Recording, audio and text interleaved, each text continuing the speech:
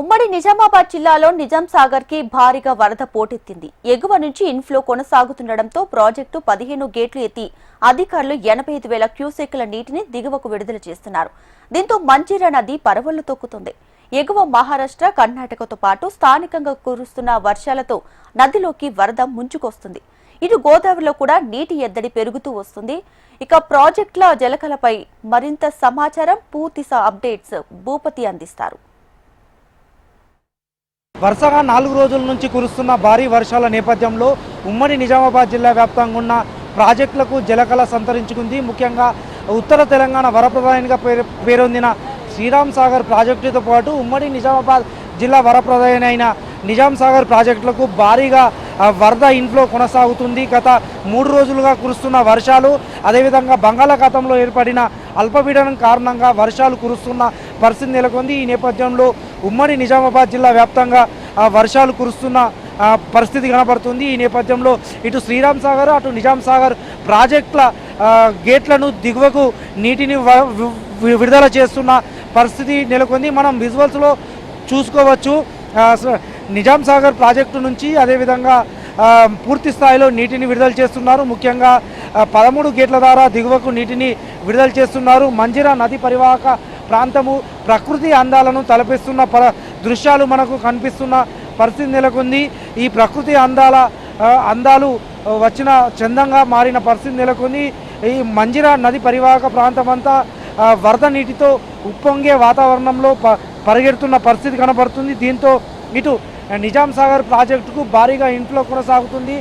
ముఖ్యంగా సింగూరు ప్రాజెక్టుతో పాటు పోచారం ప్రాజెక్టు, హల్దీవాగు, ఇతర స్థానిక వాగుల నుంచి పెద్ద ఎత్తున నిజాం సాగర్ ప్రాజెక్టుకు భారీగా వరద పోటెత్తుతున్న పరిస్థితి నెలకొంది. ఈ నేపథ్యంలో 1,00,000 క్యూసెక్ల ఇన్ఫ్లో వస్తున్న నేపథ్యంలో 75,000 క్యూసెక్ల అవుట్లో మాత్రం కొనసాగుతుందని చెప్పుకోవచ్చు.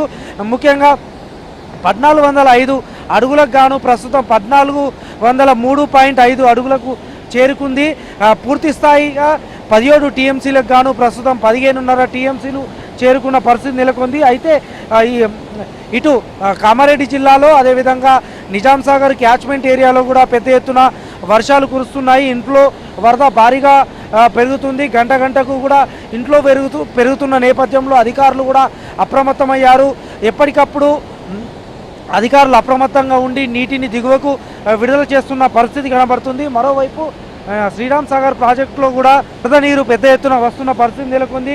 శ్రీరామ్ సాగర్ ప్రాజెక్టుకు 1,20,000 క్యూసెక్ల నుంచి 1,50,000 క్యూసెక్ల వరకు కొనసాగుతున్న పరిస్థితి నెలకొంది. మొత్తం 1,091 అడుగులకు గాను ప్రస్తుతం 1,089 అడుగులకు చేరుకుంది. మరోవైపు 80 టీఎంసీల నీటి నిల్వకు గాను 75 టీఎంసీల నీటి నిల్వ కొనసాగుతుంది. ప్రస్తుతం 34 గేట్లను ఎత్తి గోదావరి నదిలోకి నీటిని దిగువకు విడుదల చేస్తున్న పరిస్థితి నెలకొంది.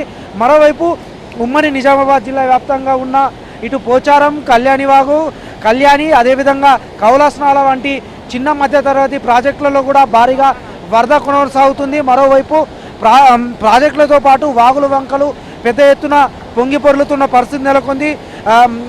జలపాతాలు తలపించే విధంగా ఈ వాగులు, వంకలు పొంగి పొర్లుతున్న పరిస్థితి నెలకొంది. ఇటు ఒకవైపు మంజీరా నది పరివాహక ప్రాంతం, మరోవైపు గోదావరి పరివాహక ప్రాంతం కూడా పెద్ద ఎత్తున వరద ఉధృతి కొనసాగుతుందని చెప్పుకోవచ్చు. ముఖ్యంగా ఈ 2 ప్రాజెక్టులతో పాటు చిన్న మధ్యతరగతి ప్రాజెక్టులకు కూడా భారీగా వరద పోటెత్తుతున్న పరిస్థితి నెలకొంది. మరోవైపు చెరువులు, కుంటలకు కూడా భారీగా వరద కొనసాగుతుంది. దీంతో చెరువులు, కుంటలు నిండి అలుగులు పారుతున్న పరిస్థితి నెలకొంది. ఉమ్మడి నిజామాబాద్ జిల్లా వ్యాప్తంగా ఇప్పటికే జిల్లా కలెక్టరేట్లలో అధికార యంత్రాంగం ప్రత్యేక కంట్రోల్ రూమ్లను ఏర్పాటు చేసి ఎప్పటికప్పుడు సత్వర చర్యలు చేపడుతున్న పరిస్థితి నెలకొంది. ఎలాంటి అవాంఛనీయ సంఘటన జరగకుండా జిల్లా కలెక్టర్లు అప్రమత్తంగా ఉండి కొనసాగిస్తున్న పరిస్థితి నెలకొంది. ఇది తాజా పరిస్థితి. కెమెరా పర్సన్ కళ్యాణ్తో భూపతి, HM టీవీ, నిజామాబాద్.